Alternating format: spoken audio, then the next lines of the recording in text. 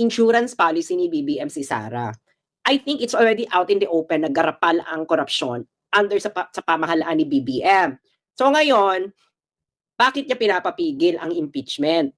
Dahil kung mawala si Sara, anong gagawin ng Dilaw? Hunting season na ito, Marcos hunting season na ito, Ma'am Shi, ng Dilaw. Di ba? Silang pinakamalaking funding para makagawa ng regime change ang mga Dilaw. Ayaw, kaya nga di ba, pinipilit yung Trillanes, hindi, impeach yan si Sara. I-impeach, nag-aano na siya, di ba? Si Trillanes, di ba, hindi may sinasabi, hindi kailangan i-impeach yan si Sara. Yun ang gusto ni Trillanes, pero si BBM at the same time sinasabi, huwag i-impeach. Ibig sabihin, kayong mga Dilaw, mga kamping, nabudol ang mga leaders ninyo ni Bongbong. Nabudol ka lahat.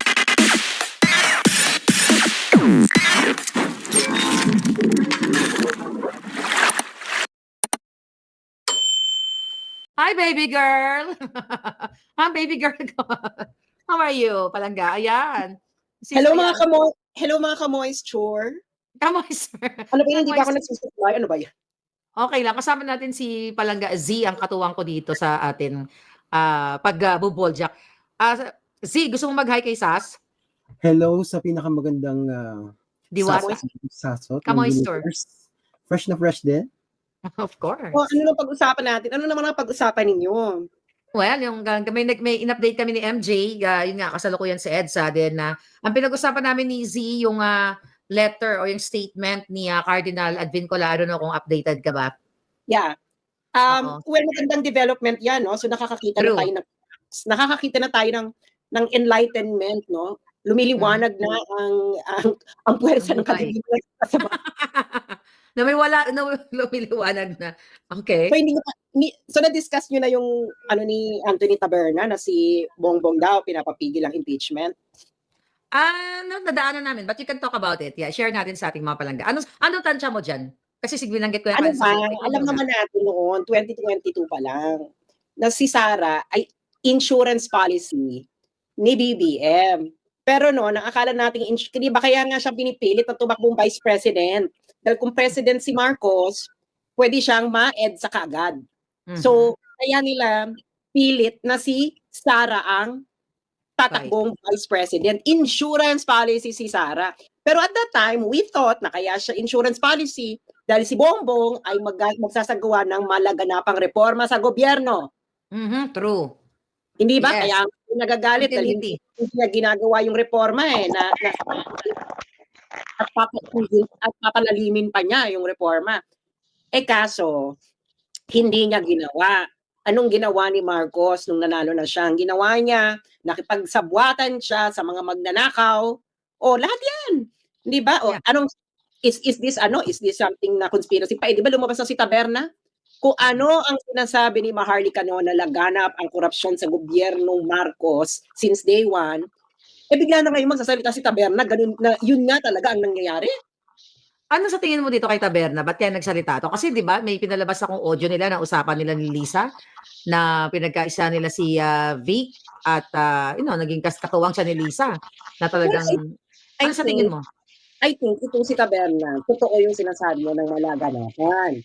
So he is trying to acknowledge it, pero siguro ipipin down nila ang korupsyon kay Martin Romualdez. Kasi nga, di ba, nagkakagulo na rin sila sa loob. Yes. Kasi ang ika dyan, according sa very reliable source, si Kingpin, pinalagay na si Kingpin, kung nasabi niyo, baka magogo itong page na to. Si Kingpin, ang demand ay half of the Marcos estate para i-impeach para i-solve na itong Davao problem. Ano ibig sabihin nito? I-impeach si Sara at ipakulong si Digong sa ICC. Yeah. So, half of the Marcos estate, kasi nga nababawi na nila, nadidefrost na nila. Okay? Kung gusto ni Kingpin, half ang ibayad sa kanya at siyang gagawa lahat. Yes. Si Ma'am, kung ikaw ba naman, Maharlika, over 30 years mong hinintay para ma-defrost ang fruits and vegetable. Pag sinabihan ka niya, ang half, anong gagawin mo? Ay, syempre. Syempre, talagang mag-a-agree ka ng bonggang-bongga. Hindi, ikaw sinabihan ka ng gano'n. Maharlika. Away sila. No, I mean, Ako, mag-a-agree ako na makuha ko yung si Kingpin. Ay, Hindi. siyempre magre-resist si bakla, si Lisa. Mabilis. So, Yes. sabi niyo na parang huwag na lang, parang ang ano eh, Kaya parang sila nag-aaway-away. Yeah, kaya oo, sila parang nag-aaway-away. huwag na lang. Gustong solohin. Kasi Oo. even, again, isa sa mga, even nga yung mga asset nila dito sa Pilipinas pa lang di ba, isa yan sa, expose ko na pinapipirma ni Lisa Tanas at ni Marcos Jr., mga kamag-anak na ng claim kasi gusto nilang solohin. So ayun na nga. Siyempre ibibigay mo ang half. Parang 1 trillion ano 1 trillion yung hinihingi, monthly. Sining maingay? Si Z. Kasi ano muna Z, tayo. ba't ka maingay dyan? Z. Oh, sige. I-mute muna kita palangga. Okay. ano ngayon ang basa ko dito kay Taberna? Siguro kasi 'di ba kung papakinggan niyo mabuti ang statement ni Taberna, sabi niya, garapal ang korupsyon sa ilalim ng pamahalaan ni Bongbong Marcos. Pero ang sabi niya, yung commission daw ng mga senador at congressman. So parang tapos bigla niyang hinimok na si Bongbong Marcos daw dapat may gawin, otherwise tinotolerate niya. So anong focus doon? Yung Senado at Kongreso. So baka si Tambi ang ilalaglag kasi siya nga 'di ba siya nga ang parang pinikita nila na dahil kay Tambi naloloka ngayon ng administration. Magkakasabwat naman yang lahat. So si True. Kingpin baka ano rin nandun din siya nakakamkam na siya ng bonggang-bongga o di aalis na lang siya, hindi ba? O bahala na kayo diyan, hindi ba? Pero ang pagkakamali doon ni Taberna, inumpisahan niya yung statement niya sa ilalim ng pamahalaan ni Bongbong Marcos. So admission, na totoo lahat ang sinabi ni Maharlika, ni natin. Ikaw kasi since day one ka pa hindi ba?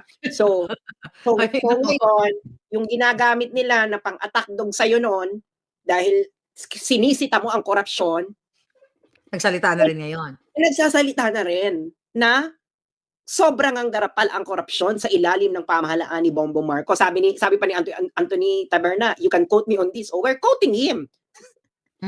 Actually, hindi ko siya napanood Sige, i-share mo siya dahil hindi ko pinapanood yung julol na yan, di ba? Ang problema kasi dyan, di ba, kasabot nga siya ni Lisa dahil nag-fabricate nga yan ng mga address ko para mag-file ng case, di ba? Kaya never ko naman pinanood yung siraan. So ngayon, si BBM daw ay nagpadala ng message sa mga congressman, wag daw magpo-file ng impeachment laban kay Sara. Ewan ko kung totoo yan, pero yun ang pinost ni Taberna. Ang masasabi ko lang dyan is, again, insurance policy ni BBM si Sara. I think it's already out in the open na garapal ang korupsyon under sa pamahalaan ni BBM. So ngayon, bakit niya pinapapigil ang impeachment? Dahil kung mawala si Sara, anong gagawin ng Dilaw? Hunting season na ito, Marcos hunting season na ito, Ma'am Shi, ng Dilaw. Di ba? Silang pinakamalaking funding para makagawa ng regime change ang mga Dilaw. Kaya nga di ba, pinipilit Trillanes, hindi, impeach yan si Sara. I-impeach, nag-aano na siya, di ba? Si Trillanes, di ba, hindi may sinasabi, hindi, kailangan i-impeach yan si Sara. Yun ang gusto ni Trillanes, pero si BBM at the same time sinasabi, huwag i-impeach. Ibig sabihin, kayong mga Dilaw, mga kamping, nabudol ang mga leaders ninyo ni Bongbong. Nabudol kan lahat. At saka, isa yan sa sa in-expose ko, na yan talagang gagawin ni Bangag. Na, kunwari, aawatin niya yung impeachment, katulad niyan, by sending letters to this mga crooks dyan sa Senado at sa Congress, para magmukha siyang, parang savior siya. Dahil sa kanya, parang may utang na loob pa kayo si Sara dahil hindi niya pinupush itong mga kongresista na to para mag-file ng impeachment. Isa yan sa in-expose ko dati. Pero it doesn't make any sense, Ma'am Shi. Yes, I know, right now. Kasi lalo na, dineclare nyo na si Sarang national security threat. Ba't di mo papa-impeach? Kaya nga, hindi na nga uubra.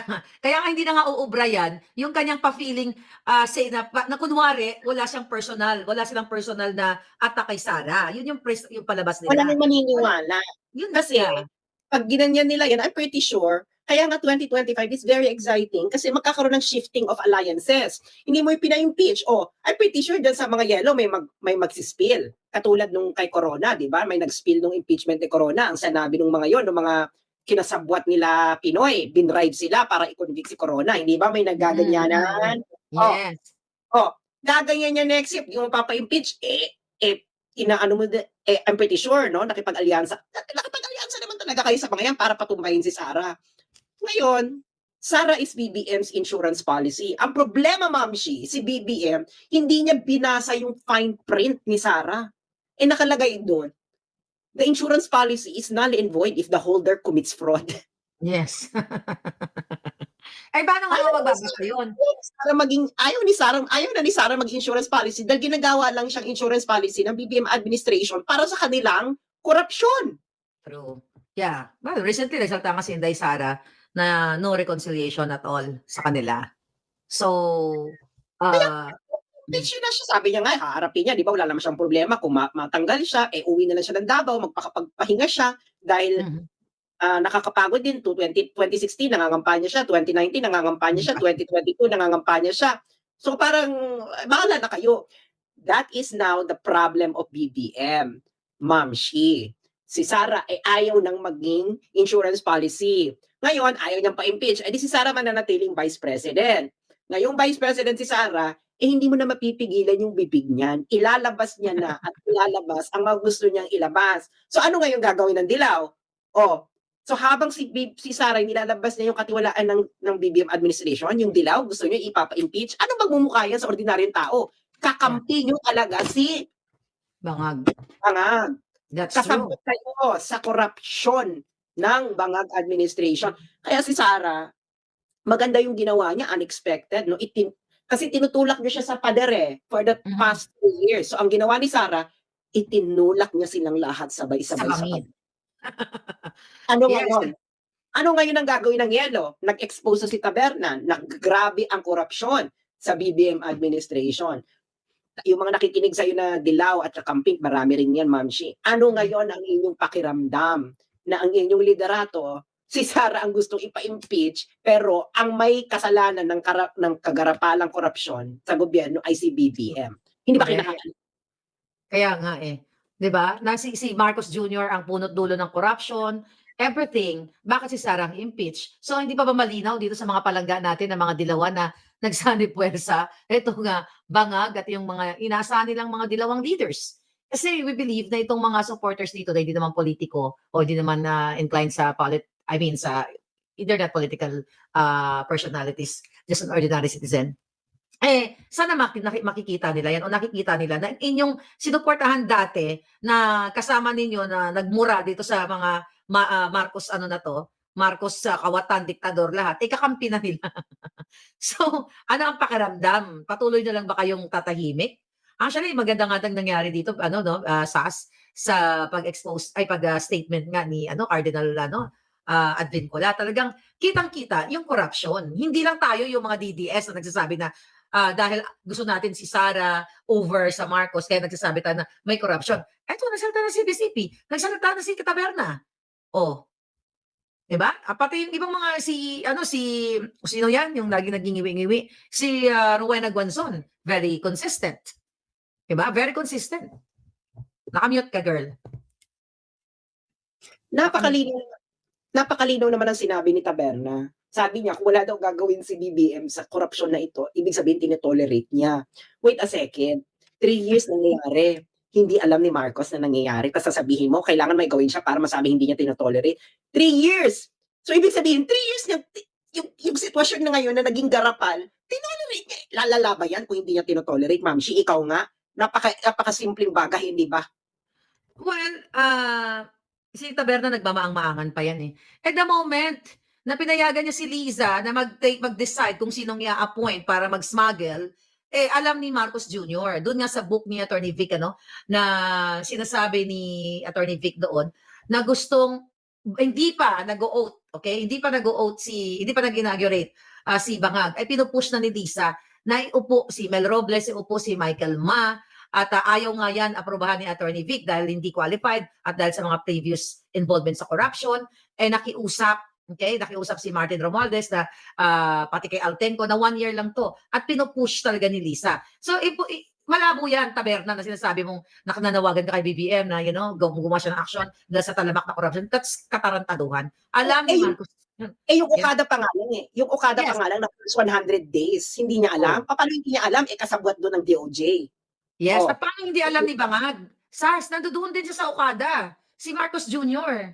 Gusto na ba yung video na yan? Kasi sabi ko nga, Eh, 'di ba si Inday 'di ba si Inday nagsalita na yung video dun sa envelope. Sabi ko nga kanina, eh, baka naman kailangan pa mag-hire ng rolling billboard. Baka yung mga video isalansan dun sa EDSA, Eh, hindi rin naman natin alam kung anong topak ni Sarah ano, kung papaano niya ilalabas yung video na 'yan. 'di ba? Iba Pero rin kasi sinasabihan ko na sila, last year pa, "Wag niyong gagawin yan kay Sarah dahil 'pag napuno kay Sarah, magtago na kayo." Last year ko pang sinasabi yan, Ma'am. true. Last year pinapaalala, sinusulat ko, "Wag niyong pigilan niyo yan dahil 'pag napuno yan si Sarah, magtago na kayo." Oh, ngayon na nagbili na siya, papaano na? Tapos yung mura ni Inday Sara, "Puking ina mo." O tangina, panalong-panalo tayo, puking talaga yung puking ina mo Lisa, talaga yung ano kaya nga natataranta na sila kung paano nila ampatin, 'di ba? So, no way out na, tsaka no reconciliation. Kaya nga ngayon, hindi nila alam kung anytime baka ilabas nga ni Sarah yung mga video, yung Okada video, yung envelope video, kaya kaabang-abang. So, kaya nga nagkaaway-away na sila ngayon diyan sa loob, maliban diyan sa punyetang assets na, sana maggurgura na lang sila 'no, SAS? Oo, nagugurguran yan. 'Di ba sinabi nga ni Sarah na hinayaan niyo na lang sana akong magtrabaho. Mhm. Eh, Na-gets niyo? Ayan na nga, okey na nga sa diyan, eh. Aware si Sarah nagnanakaw kayo. Pero ginawa niyo siyang punching bag. Ginawa niyo siyang true. pang-cover up ng pagnanakaw ninyo. Hindi niyo ba napapansin tuwing may expose laban dito sa bangag na 'to, si Sarah ang biglang titirahin? Oh, Yes, nung Love the Philippines video, nung nilabas ko yan, anong ginawa yes. nila? Biglang, "Ay, may Sarah." Oh, nung inilabas ko ang liquidation by certification, si Sarah na naman.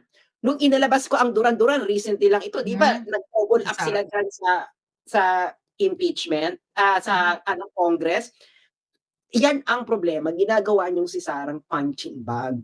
Hindi good. na nakatiis yung ate natin. Hindi nakatiis yung Yes, ate natin dahil bakit ba hindi niyo na lang siya hayaang magtrabaho? Hindi nga siya nagsasalita sa korapsyon na nangyayari sa gobyerno nung nandiyan pa siya, nung nasa kabinete pa siya, dahil gusto lang magtrabaho nung ate natin. Hindi yeah, niyo siya hinayaang magtrabaho. 'Di ba, hinayaan na nga niya yung mga pagnanakaw ninyo diyan, nanahimik na siya, hindi nga yan nakikipag-usap sa atin, eh. yes, Wala hindi nga na nakikipag-usap sa alam amin 'no, hindi kaya nga kami naimbierna, eh, hindi man naimbierna kami kay Sarah dahil ang tahimik, ayaw magsalita, kami na naimbierna, eh. 'Di ba, ikaw na nagsasabi, "Oy Sarah, magsalita ka na diyan." Sarah, like kinukulit ko si Inday, 'di ba? Sayang, Pero hindi ta nagsasalita si Sarah dahil gusto lang tama, ni Sarah hayaan na lang magtrabaho. siyang magtrabaho. Tama ka, Sas. Alam mo kung bakit? Yung sa envelope na 'yan, 'di ba? Bago alam na ni Inday, 'di ba yung putang inang envelope na 'yan, talagang hinayaan na lang niya na magnakaw, pinuno na siya, eh. Siguro hindi na maalala ni Lisa Tanas kung ano-ano yung mga sinend niya in the past. Kasi 'di ba ang hilig niya sa video na 'yan, hindi niya na matandaan 'yan. Dahil kasi sabog siya lagi, eh. Hindi niya alam na i-save pala ni Inday o na yun na nakalimutan niya na 'yan dahil bangag 'yan si Lisa, eh. Eh, ano ngayon, kaabang-abang ngayon yang envelope video na 'yan. 'Di 'Di ba? ba? Talagang punong-puno yung si Sarah, hindi niyo siya tinigilan. Binaboy niyo. Ang sabi pa naman sa'min niyan ni Digong noon, sa Hmm, lahat ng ibabato niyo kay Sarah, "Wag corruption." yeah. Okey, o Talagang sabi dahil mas yang si Sarah mas grabe, sabi ni Digong mas grabe daw yan sa pag-ano, pag-corruption ng usapan, issue. talagang si Sarah talaga, Ay no talaga siya. nakita mo naman siya 'di ba? Yung, ni-reveal niya na during the campaign nung nasa eroplano sila ni Martin Romualdez na sinasabi ni Tambaluslos na ayaw maglabas ng pera ni Bangag at ni Lisa, 'di ba? Tapos ano sabi ni Inday Sara, "O lahat ng pera ko na I mean lahat ng gustong mag-donate sa'kin sa campaign, iyon na 'yan, kunin mo na 'yan." At ano sabi ni Romualdez, "O sige," kinuha niya 'di ba? "Sige babawiin na lang natin 'yan at, 'pag, nanalo na tayo." So ang in-expect ni Sarah babawiin through business. Yung pala babawiin sa pera ng bayan. Saka itong si Sarah may dugong Maranao yan. Ang True. mga Maranao 'pag personal honor na ang usapan, Hindi ka tatatanan yan. hindi Hindi kita ka tatandaan, personal honor yan, eh. Iningatan ni Sarah yan, eh, ng ano niya, eh. 'Di ba nga nung naging mayor yan, ang ginawa niya pinagtatanggal niya yung mga empleyado ng tatay niya sa City Hall. Mhm. Pinagtatanggal Yes. niya. Ayaw niya yung mga ayaw kasi niya yung may pakiusap, tinanggal niya yung mga yung mga empleyado ng tatay niya diyan. Kaya hindi lahat ng tao gusto si Sarah, no, lalo yung mga pinagtatanggal kasi nga talagang nawalan sila ng ng ano, ng emerald, no? Oo. Talaga Nawalan ng yan. nawalan ng gatas. O sabi nga ni Digong, kung si Digong daw papadala ng regalo, 'di ba? Papadala mo ng regalo, yung pang ano, pang Oo, Greece. Digong, oo. sasabihin niya, "Ibalik mo yan." Ganyan daw si Digong. Pero si Hmm. Sarah daw, may sulat pa. May May nakalaki pa na sulat. letter pa na according to the ganyan. Oo. Talaga Buti hindi yes. hindi pinapalunok dun sa nagbigay. Kung ano Gano'n. man yung bigay. Sabi ni Arnold Rivera, sa envelope bumaba si ERAP. May bababa na naman sa envelope. Baka nga. Kaya yan na nga, hindi niyo nga maaano yan, hindi niyo na mapipigilan yan si Sarah, yung sinasabi niyong reconciliation. Si Sarah ngayon ay ang pinaglalaban niya ngayon yung personal honor niya. Ang mga maranang makikipagtegihan yan for the sake of personal honor. Hmm. Ayaw niyo siyang tigilan. Tinulak-tulak niyo siya. Kayo ngayon, ang hindi niyo na malaman kung anong gagawin niyo sa kanya, ipapa-impeach niyo ba siya o hindi? Ang Dilaw, sina Trillanes gustong ipa-impeach. Ba't gusto nila ipa-impeach? Malamang sa kanila ipinangako ang vice presidency. Yes. Pagkatapos nila maging vice president, magpupush sila ng regime change. Yan na naman ang taktika ng mga Dilaw, Mamshi. Hindi ba? Mhm. Oh, Yeah. hindi ba? Oh, bakit hindi sila magpupush ng regime change? Lalo na out in the open na sobrang korap yung gobyerno. Ano yung magiging vice president ka sa isang president na sobrang korap Yeah. ang pamahalaan? Gago ka ba?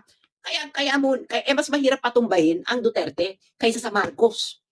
Yan ang totoo True. yan, mahirap patumbahin ang Duterte kaysa sa Marcos. Kaya ang inuuna nila, Duterte.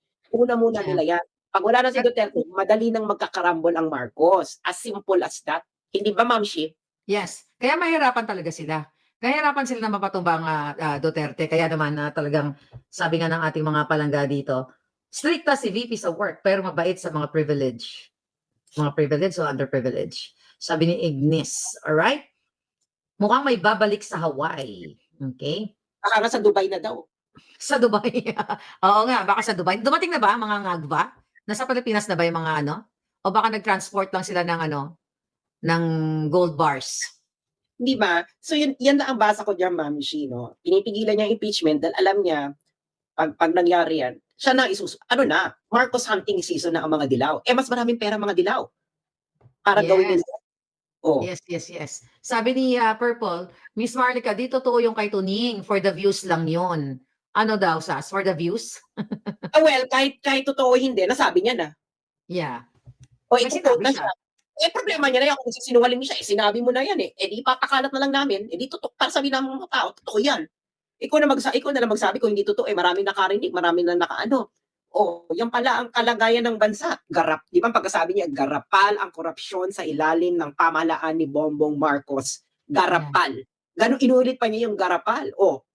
Garapal naman pala eh. Yeah. Ano gagawin natin? Ito, hindi ko to alam ha. Na-leave yung contempt kay Ma'am Gina Acosta, natakot na sila. Na-leave ba? Hindi ko alam kasi hindi ako na siya nakanood sa kanilang mga drama doon sa Award Committee. So kung na-leave yan, edi good. At tama ka, pwede talaga silang matakot dyan. Na-leave, alam mo ba yun, Sas, na na-leave? Ay, kung na-leave, this is just according to our prediction. Kaya siya na-leave kasi wala nang supply ng anda. Hindi ba nga, si Kingpin, ang hinihingi niya nga is half of the Marcos estate. Yeah. So ayaw naman. Kaya fractured sila ngayon dyan sa House of Representatives. Kasi everyday, meron silang anda. Mag-a-attend, may anda. Kung magtatanong ka, may anda ka. anda rin. Tuloy-tuloy yan. Ano yan? Siguro pinakamarami na tayong bilyonaryo per capita sa Pilipinas dahil sa nangyayaring ito. Correct. Kung anong anda? Wala. Baka titigil yung anda. So, iurong na lahat. Ay, hindi na nila gagawin yan. Wala nang talent.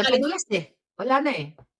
Yeah, baka nga gano'n, no? Prediction 2025, bayan sa famous psychic babae ang papalit next year, sabi ni Rising Tiger. Naniniwala ka ba sa prediction na yun, girl?